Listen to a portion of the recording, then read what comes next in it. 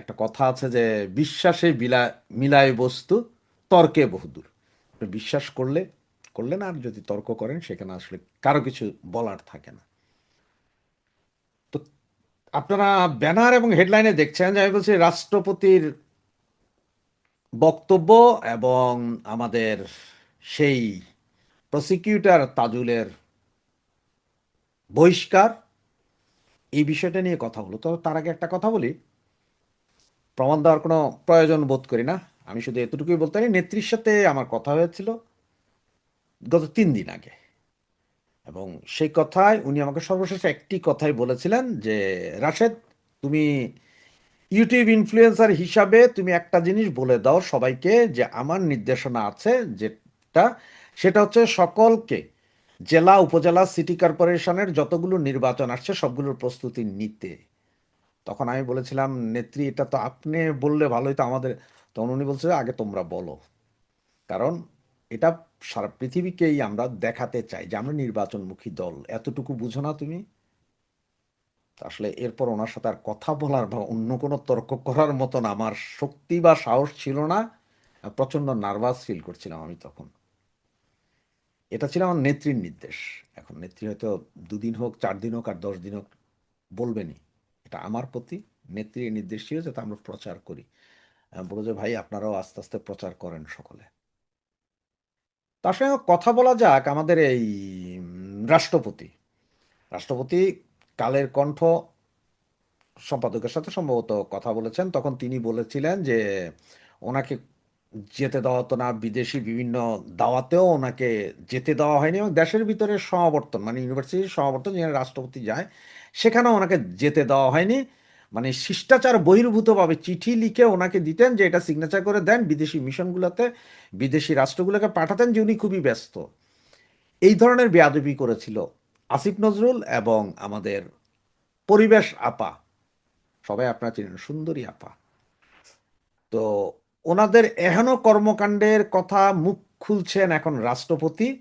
আস্তে আস্তে হয়তো আরো অনেক কথা বেরিয়ে আসবে যেগুলো শুনে হয়তো অবাক হবেন। আমরা যারা গালি দিচ্ছিলাম, অনেকে করছিলাম যে রাষ্ট্রপতি কিছু করছে না, এই করছে না, আসলে একজন রাষ্ট্রপতি, উনি তো অলংকারিক পোস্ট এটা, অনেক কিছু থাকলে অনেক কিছু করা যায় না। এবং সেখানে যদি বন্দুকের নলের মুখে কেউ থাকে ভাই, সে তো এমন কিছু করবে না যে ওই কাজটা তো হবেই না, সে বরঞ্চ মরা যাবে, তেমন কিছু করবে না। এবং সেই ধরনের পাগলামি অন্তত একজন রাষ্ট্রপতি করবেন না। বা উনি যদি, অনেকে বলছেন যে জরুরি অবস্থা জারি করে ক্ষমতা নেয় না কেন, ওইটা নিল সেনাবাহিনীর সহযোগিতা লাগে, সেনাবাহিনী সেই সহযোগিতায় রাজি ছিলেন না। কারণ সেনাবাহিনীর সেনাপ্রধান চাইছিলেন সর্বশেষ শেষ মুহূর্ত পর্যন্ত, এই সেনাপ্রধান চাইছিলেন যে জামাত যাতে ক্ষমতায় আসে, কারণ ওনার আব্বার দল এটা। গোলাম আজম ওনার আব্বা, ওনার পিতা, গোলাম আজমের পুত্র ওনার পিতা, বাপ্পু দোনোজনই ওনার পিতা।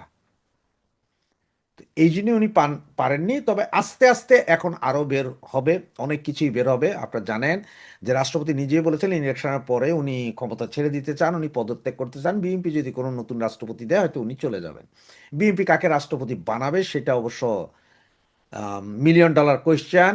সারা বাংলাদেশে একটা কথাই রটে গেছে, হয়তো ডাক্তার ইউনূসকে রাষ্ট্রপতি বানাইতে পারে, কারণ বেটায় তো ছাড়ার পরে এখনো বাংলাদেশে আছে।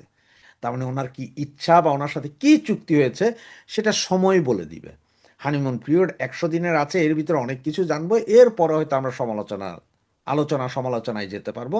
আর আলোচনাটাতে রাষ্ট্রপতি বানানো হবে ইউনূসকে, এই আলোচনায় আপনার এই পানিতে ঘি ঢালছেন হচ্ছেন যে এই আমাদের পররাষ্ট্র উপদেষ্টা, কারণ যার প্রতি সবচেয়ে বেশি বিদ্বেষ ছিল তাকেই যখন পররাষ্ট্র উপদেষ্টা বানিয়ে এনেছে, তা উপরালাই জানে বাকিটা। এখন সেই তাজুল, চিফ প্রসিকিউটর বেয়াদব দ্য ওয়ান, বেয়াদবির স্বর্গরাজ্য কেউ যদি শিখতে হয় সেটা হচ্ছে তাজুল থেকে। সে তাজুলকে আজকে বাদ দেওয়া হয়েছে, তার আগে অবশ্য পুলিশের বিভিন্ন পদে রদবদল হয়েছে, সেনাবাহিনীর বড় বড় পদে রদবদল হয়েছে। আমার মনে হয় বিএনপির চেয়ারপারসন বা বর্তমান মাননীয় প্রধানমন্ত্রী তারেক রহমান, উনি হয়তো বুঝতে পারছেন যে এই জামাতি শক্তিকে যদি সরানো না হয় বিভিন্ন সেক্টর থেকে, তাহলে উনি 1 বছরও ক্ষমতায় শান্তিতে বসতে হয় না। কারণ কাঁটাযুক্ত চেয়ার, এটা প্যারাগ মারা চেয়ার, এখানে বসার কোনো ক্ষমতা হয়তো ওনার থাকবে না, এটা হয়তো উনি বুঝে গেছেন, এই জিনিসটা হয়তো উনি বুঝে গেছেন। আর যার কারণে উনি শুরু করেছেন এই তাজুল সহ বাকিদের দৌড়ানোর কর্মকাণ্ড।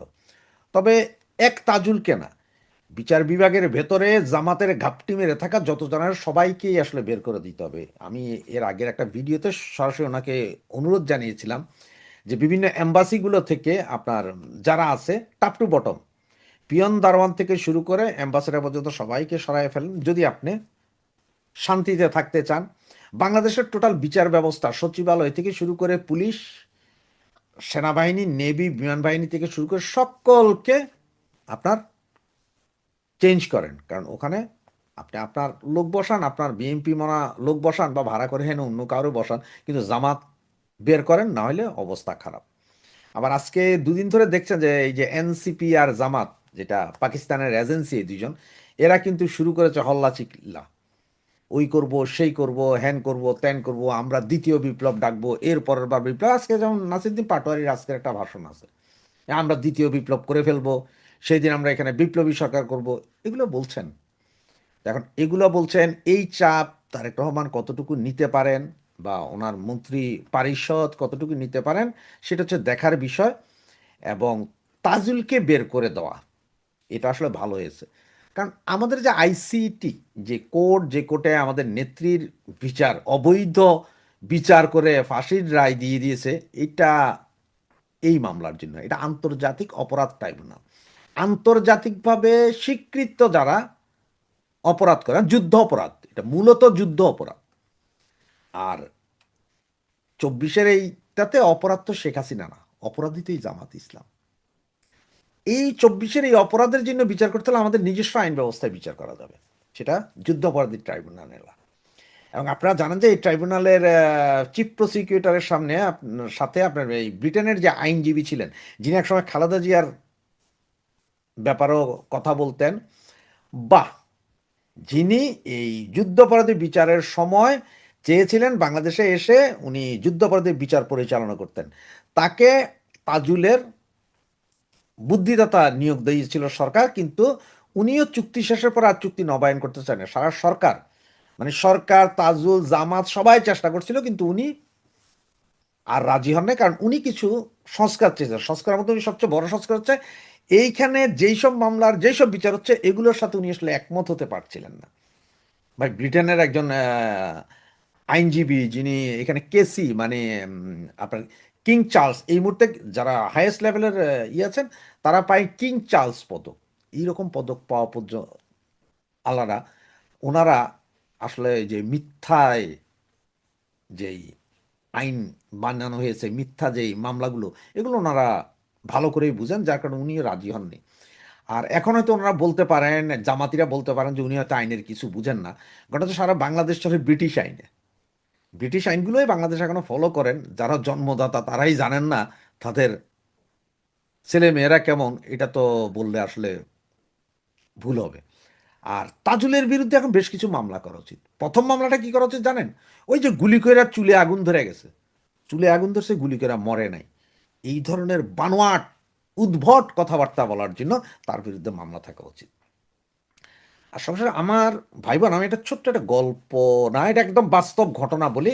যদি আপনারা বুঝতে পারেন তাহলে বুঝপাতা, আর না বুঝলে তেজপাতা, এগুলো নিয়ে আর ওই যে কমেন্ট সেকশনে যে আমার বুদ্ধি দেওয়ার বা আলোচনা করার দরকার নেই। সেটা হচ্ছে যে একসময় আলজেরি ফ্রান্সের কলোনি, এটা সবসময় ছিল। ফ্রান্স গভর্নমেন্ট যা চাইতো আলজেরিয়াতে তা হইতো। আলজেরিয়ার একটা গভর্নমেন্ট বসায় ফ্রান্স, কারণ হচ্ছে আলজেরিয়ার প্রচুর তেল গ্যাসের মজুদ আছে, এটা খাওয়ার জন্য ফ্রান্স গভর্নমেন্ট এমন একটা গভর্নমেন্ট বসায় ওই সময়কার অন্য গভর্নমেন্টকে ফেলে দিয়ে, একদম ঠিক আমাদের নেত্রীর স্টাইলে, যে আমাদের নেত্রীর ফেলে দিয়ে যেমন এই যে ইন্ট্রিম বসানো হয়েছিল, এই ধরনের একটা গভর্নমেন্ট বসায়।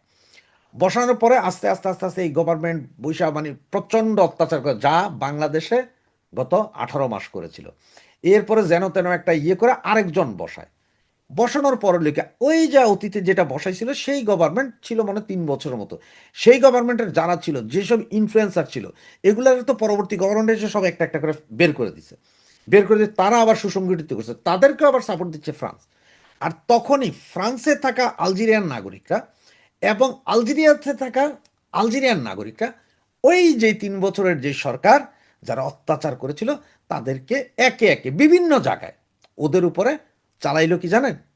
ঠিক ওই যে জামাত জামানে যে বেহেস্তের টিকিট বেচে, ওই বেহেস্তের টিকিট বেচা শুরু করলো তাদের কাছে। এমন অবস্থা যে এইখানেও খাইতে, ফ্রান্সেও খাচ্ছে মাইরেরা, ওইখানেও খাচ্ছে মাইর। মানে অবস্থা ওই 3 বছরের অবস্থা। কারণ হচ্ছে ওই 3 বছর তো দুর্দান্ত দাপট চালিয়েছিল, ইনফ্লুয়েন্সাররা দাপট চালিয়েছিল, কারণ তখন সরকার তাদের ক্ষমতায়, সে সরকার, এবং ওনারা যা বলছে তাই হচ্ছে, ঠিক বাংলাদেশ স্টাইল। যেমন এখন এই যে আসিফ নজরুল ফাসিফ নজরুল এগুলো কিন্তু এখন ঘরে ঢুকে গেছে, এদের কিন্তু সেনাবাহিনী এখন আর গার্ড দিবে না। এই যে বৈষম্য বিরোধী ছাত্র আন্দোলন, ছত্রী আন্দোলন, বা চাপরাশি আন্দোলন, ছাত্রীদের আন্দোলন, এরা কিন্তু গত 18 মাসে যা করছে এখন কিন্তু তাদের আর সেই সক্ষমতা নাই। সে সকল পুলিশ বিডিআর আর্মি তাদের আর গার্ড দিবে না। ওই 2-4 জন পোলা নিয়ে হাঁটে, এগুলোর আমরা 5-7 জন যায় মিলে হইলেই হইয়া যায়। না কালকে জানেন যে মোহাম্মদপুর না কোন জায়গায় জেনে একটারে সৌদি আরব পাঠানোর মোটামুটি ব্যবস্থা করছে। এখন সেম অবস্থা আমাদের দেশও তো হইতে পারে নাকি? আমাদের যারা অত্যাচার করছে তাদের উপরে কি আমরা একটু দোয়াও দিতে পারবো না? তো আমরা দোয়ার সাথে কিছু দাওয়াই দিতে হবে, কারণ খালি দোয়া দিলে হয়তো হবে না, দাওয়াই দিতে হবে, দাওয়াই দিলে শরীর ভালো হবে। অসুস্থ হয়ে গেলে যেমন দোয়ার সাথে ওষুধ দিতে হয়, তো আমরা একটু আপনার হোমিওপ্যাথিক না, অ্যালোপ্যাথিক, সরাসরি অ্যালোপ্যাথিক দিতে হবে, এবং সুপার অ্যালোপ্যাথিক মানে এই 5th জেনারেশনের অ্যালোপ্যাথিক এদেরকে দিতে হবে। দিয়া এদের এক একটারে এক এক জায়গায় যে যেখানে পারেন। এতদিন আপনারা হয়তো বলছেন ভাই ওরা ক্ষমতায়, ওরা আছে, এই আছে সেই আছে, অমুক আছে তমুক আছে। এখন তো ক্ষমতায় তারা নাই, এখন তো ভাইয়ারা ক্ষমতায় নাই, ভাইয়ারা এখন আর সে আগের মতন তাদের বউ নিয়া ওই বনবিহারে গেল যে 50 জন পুলিশ ওনাদের গার্ড দেয়, তাও নাই, কিছুই নেই। সুতরাং এখন মনে হয় সময় আসছে, এই সময়টা আমরা কাজে লাগানো ভালো। যে যেভাবে পারেন কাজে লাগাইতে পারেন, এবং সেটাই মনে হয়, আমার কাছে মনে হয় যেন ভালো হবে। জয় বাংলা, জয় বঙ্গবন্ধু।